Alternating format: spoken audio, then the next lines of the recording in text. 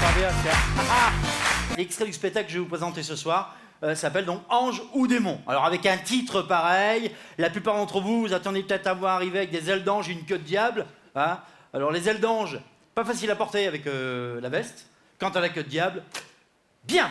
Alors, et quel est le côté démon de la superstition? Le porte-malheur. Il y en a un paquet, et en France, on est champion du monde de la superstition.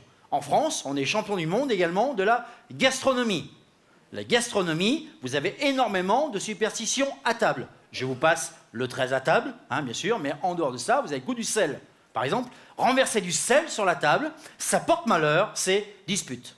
Moi, j'ai su ça chez ma grand-mère, dîner familial, j'avais 6-7 ans. Sans le faire exprès, j'ai renversé du sel sur la table, comme ça, ma grand-mère arrive. Paf, mais ça va pas, t'as renversé du sel, c'est dispute. Bon, c'est effet immédiat, par contre, hein, c'est... Et pour passer le mauvais sort, tu dois prendre du sel dans la main et le passer par-dessus l'épaule.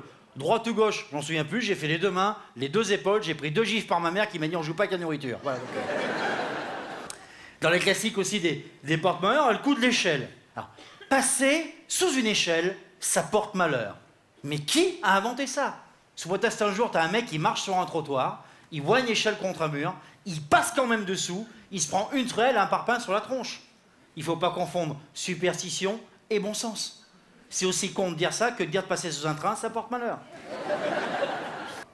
Je sais pas comment vous êtes venus ce soir, mais on sent que ce soir, là, hein, l'amour est universel. Je l'ai appris, moi.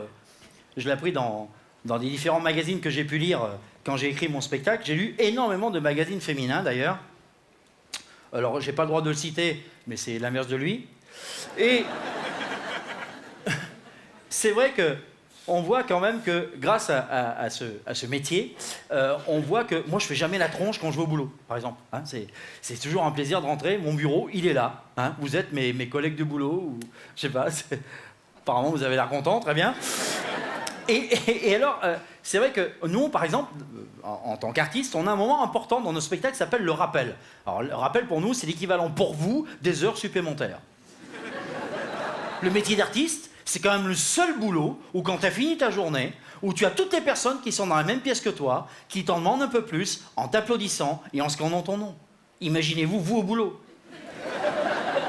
La fin de journée pour vous, c'est pareil que pour nous, la fin de spectacle. On prend des affaires et on veut rentrer chez nous. Vous venez de partir du travail, vous prenez vos affaires, vous dites bon ben j'y vais, bon week-end, à lundi. T'imagines tout le monde dans le bureau qui fait il reste, une heure de plus, il est vraiment phénoménal, la, la, la, la, la. Et le directeur il m'emmène au bout de la nuit. Tatoue-moi sur tes seins, tes deux vous de mes lèvres, Ritano.